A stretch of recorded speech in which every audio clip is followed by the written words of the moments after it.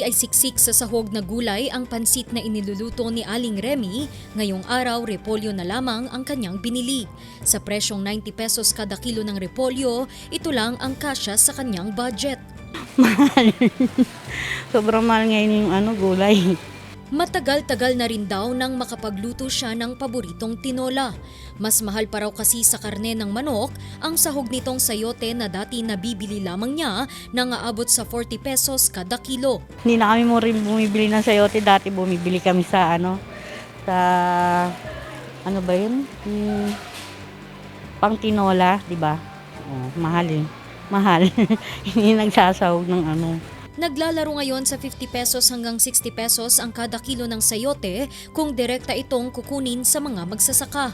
Pero kung bibilhin na ito sa mga talipapa at pwesto sa palengke, ang 50 pesos, isang piraso lang ng sayote. Umaabot naman sa 100 pesos hanggang 120 pesos pataas ang kada kilo ng wholesale price nito. Kulang ang supply. Nasira yung bagyo.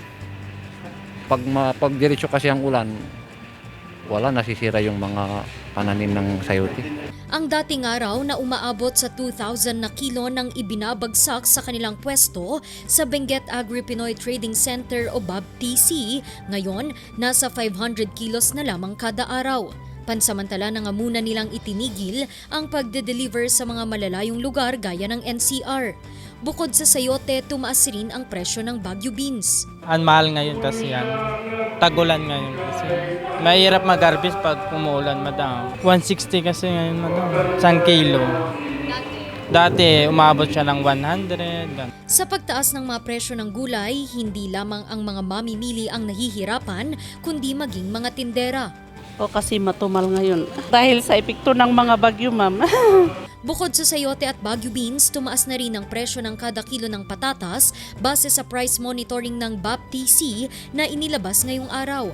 Nasa 115 pesos hanggang 120 pesos ang kada kilo nito mula sa dating 80 pesos lamang bago manalasa ang bagyong Goring. Mula naman sa 200 pesos, nasa 250 pesos na ang kada kilo ng bell pepper. Umaasa na lamang ang mga magsasaka at ilang mga dealers na makabangon na mula sa pinsala ng sunod-sunod na bagyo at pag-uulan para bumaba na rin ang presyo ng gulay mula sa Benguet. Randy Guzman para sa Luzon Headlines.